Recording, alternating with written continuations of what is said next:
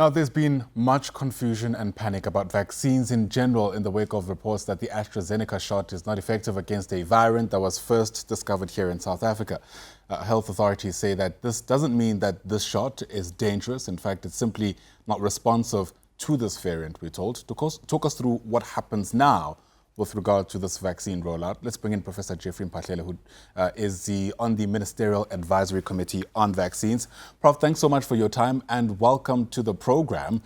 Perhaps the confusion is warranted, especially because some experts who are your colleagues also admit that many questions remain unanswered. That said, what can we say with absolute certainty about the use of AstraZeneca in South Africa? It's definitely not a jab to be discarded. Yeah, so thanks for having me, Ayanda. So it's true, there isn't anything wrong with the AstraZeneca vaccine. It's the vaccine that is working, unfortunately, is working optimally outside South Africa.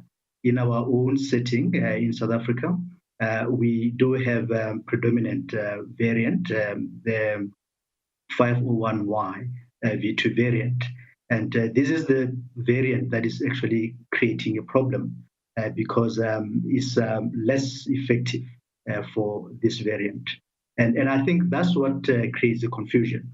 And because the vaccine does work in other settings, there is a possibility that if you do further studies, for example, to look at whether the vaccine can prevent severity of COVID-19 disease, or maybe to prevent, hospitalization and deaths, you might find the value of the vaccine there. Are you able at this stage to talk to us about how long immunity lasts for something like the AstraZeneca vaccine? It's among the many questions being asked at the moment because on top of it not being effective against mild and moderate illness, there are still, inquiries about, okay, say I do take the jab, how much longer does it protect me against whatever protection it has? Yeah, so for all the vaccines, Ayanda, we just don't know the duration of immunity at this moment. Even the duration of a natural infection, of natural infection, we just don't know how long it lasts. You remember that we had the virus for hardly a year, so a lot is still unknown about the virus. So the AstraZeneca vaccine, in terms of duration of immunity, one is not able to tell.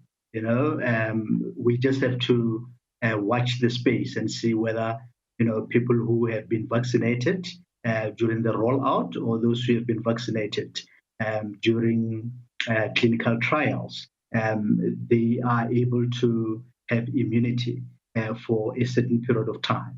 If you go back to this cohort that participated in clinical trials, for example, after a year or so, one can tell whether the immunity can last for a year. You can also look at whether the immunity can actually protect against infection if you study, the rate of infection in the vaccinated cohort.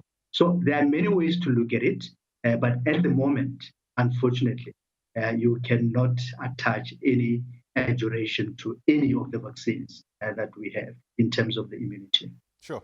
So indulge me here, Prof. The implication here, from my understanding to what you've just said, is that we might actually have to roll out this historic inoculation plan a few years down the line once we actually find out how long the immunity actually is or lasts for. No, you don't need to know the duration of immunity to roll out the vaccine because most of these vaccines that have been rolled out internationally, it's not like, they know everything about, how long the vaccines will protect and stuff like that. So you roll out the vaccine because during clinical trial setting, it has shown safety and efficacy. So those are the non-negotiables to roll out a vaccine. Obviously, the other thing that you need to look at if the vaccine has to be licensed is the quality of the vaccine. But that is down the line when you register the vaccine.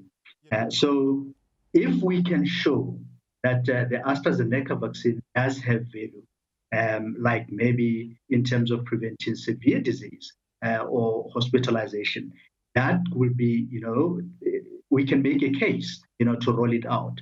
But for now, because it has shown to be less effective for mild and moderate COVID-19 disease, and the study was not meant to actually answer the questions. Can the vaccine prevent against severe disease or hospitalization? It remains unknown whether it can prevent, for severe disease or hospitalization. We know it doesn't work, for mild to moderate disease, but we don't know if it doesn't work, for hospitalization or even deaths. I hear that, Prof. And perhaps, what I actually am asking you to do is gaze into your crystal ball and look into the future with me. Let's say we do roll out the first phase of the vaccine. Actually, no, let me rephrase that. Let's say we roll out the vaccine in its completion, right? We reach herd immunity and everyone has some kind of protection. Because we don't know how long that protection lasts, can we entertain scenarios where we actually might have to come back and again roll out the vaccine at that scale to rejuvenate some kind of immunity in the population? In other words, getting through the vaccination process might actually be a kind of process we need to accustom ourselves for the future, given the fact that the vaccines themselves don't give perpetual immunity. So that is very true, and it's not only applicable to the AstraZeneca vaccine. It could be that the vaccination of COVID-19 is not going to be a once-off thing, and in fact, the way the data is emerging now, it shows very well that you can get some reinfections, and you do get waning immunity in natural infection. So all this point out to the fact that the immunity may not be lifelong if you get a vaccine. So you might need to administer the vaccine periodically.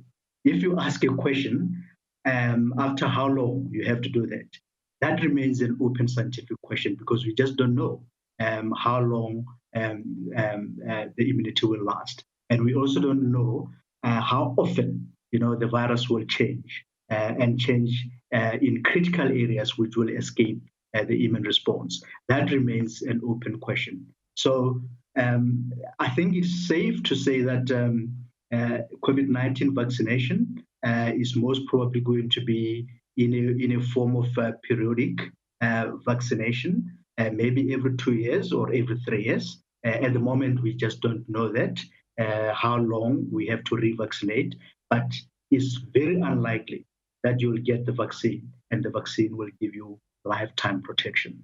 I don't know if I'm consoled by that, but I guess the facts are the facts.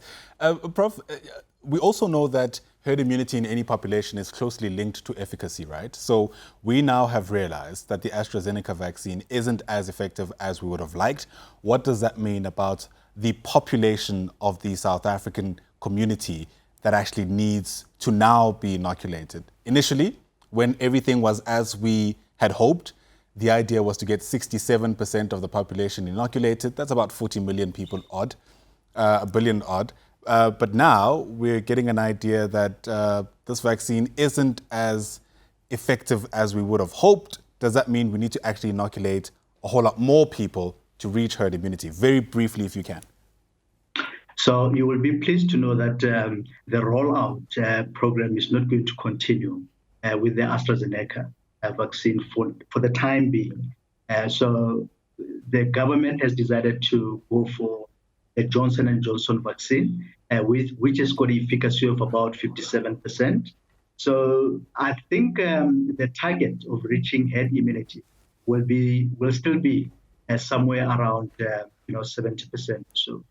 Because if you use the Johnson & Johnson vaccine with efficacy of 57%, this is more or less, the efficacy of the vaccine, which we see in other countries. Unless, of course, there's another mutation that affects the efficacy of the Johnson & Johnson.